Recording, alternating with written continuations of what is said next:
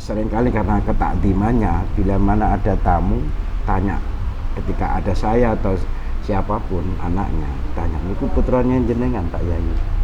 Boten, wayahe Mbah Imam. Karena waktu itu saya belum paham dengan maksud kata-kata seperti itu, sehingga sering marah saya. Karo anake ora gelem ngakon iki. Sering.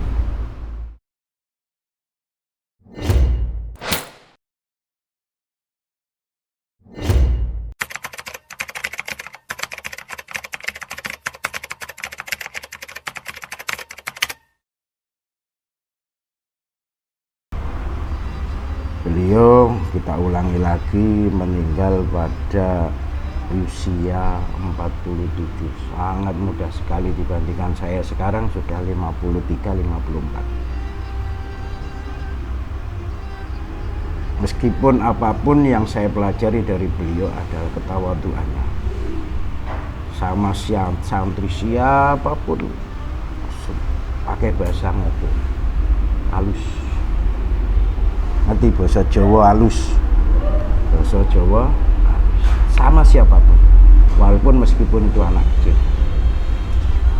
Bahkan apalagi sama gus-gusnya sebagai ipar-iparnya.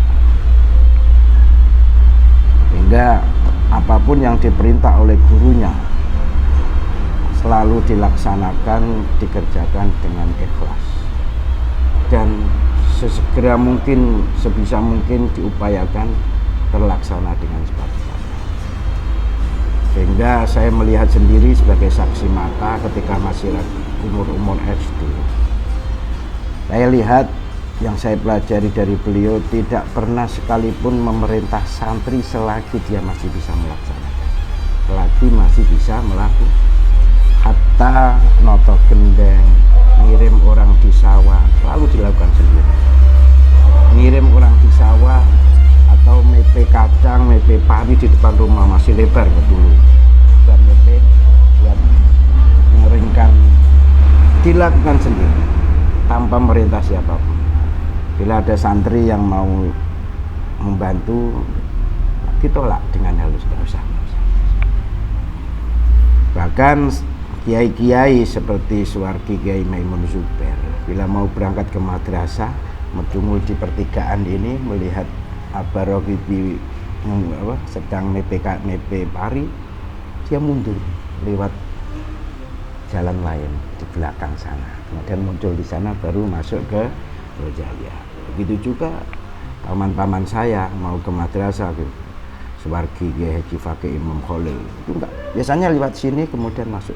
Ini mau masuk mus karena sungkan cara Jawa. Tapi itu karena sudah menjadi prinsip kekhidmatan dari seorang santri terhadap kiai, selalu dilakukan. Bahkan selama hidup beliau tidak pernah memarahi anaknya. Karena seringkali karena ketakdimannya, bila mana ada tamu tanya, ketika ada saya atau siapapun anaknya tanya, niku putranya jenengan Pak Yai? Boten, wayahe Mbah Imam. Karena waktu itu saya belum paham dengan maksud kata-kata seperti itu, sehingga sering marah saya. Karo anake ora gelem ngakon iki. Sering.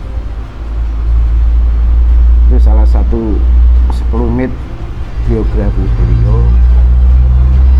Istiqomah, keistiqomahnya beliau adalah selalu berjamaah di masjid selama 5 waktu kecuali subuh. Karena subuh selalu dipilih oleh beliau sendiri, Kiai Haji Imam Khalil, terus diteruskan oleh subuh diminta oleh Kiai Haji Fakih Imam dilanjutkan. Di semua mulai maghrib, isya, zuhur, asar, beliau yang mengimami sebagai amanat dari perintah Simbah Kiai Haji Imam Khalil, mertua sekaligus gurunya. Jadi pernah dia menyarankan dan memberikan amanat pada santri-santri, meskipun sudah menjadi saudara, tetap hukumnya wajib khidmah dan hormat ta'zim kepada guru. Itu yang selalu dipesankan. Meskipun anak-anaknya sekarang belum bisa meniru dari sikap-sikap beliau, tawaduknya beliau, tapi itu suatu pelajaran yang berharga bagi kita. Beliau selalu tidak pernah membicarakan sesuatu hal yang tidak ada hubungannya dengan beliau sendiri atau ya ada hubungannya dengan kemaslahatan. Tidak pernah sekalipun berbicara politik, meskipun pada waktu itu lagi geger-geger politik. Tidak perlu dijelaskan tentang masalah itu. Dan selalu bersikap netral terhadap siapapun, meskipun dia termasuk golongannya minhum atau minna atau apapun. Itu persis ditiru, persis dari sikap beliau Kiai Haji Imam Khalil. Dilokno ora apa-apa, sing penting gak ngelokno. Dirasani ora apa-apa, sing penting gak ngrasani. Amal-amalan beliau banyak sekali dan saya menemukan di dalam kitabnya sendiri, kitab Silahul Mukmin, kumpulan dari doa-doa, ijazah-ijazah biro, aurat-aurat beliau kebetulan ada dan saya yang menerima itu pun, sehingga saya jadikan buku sendiri namanya Silahul Mukmin, dan itu dari sanad siapapun ada di sana.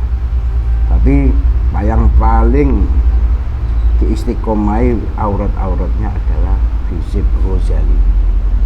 Dia Ghazali termasuk semua dulu pengurus-pengurus asatid atasid dulu semua mengamalkan, seperti Bapak Ja'far, almarhum Kiai Khaidar, dan setelah Kiai Musri dan sebagainya. Itu pengamalannya adalah Hizib Ghazali. Dan atar dari Hizib Ghazali itu biasanya orang menjadi lemah lembut dan sabar. Mayoritas orang yang mengamalkan Hizib Ghazali itu biasanya sabar dan lemah lembut, dan ini teruji. Siapapun yang mengamalkan itu dia tatak dalam hidupnya. Nah, itulah salah satu sekelumit dari riwayat beliau dari mulai sampai. Jadi beliau, saya ada tambahan lagi, beliau beribadah haji pada tahun 72.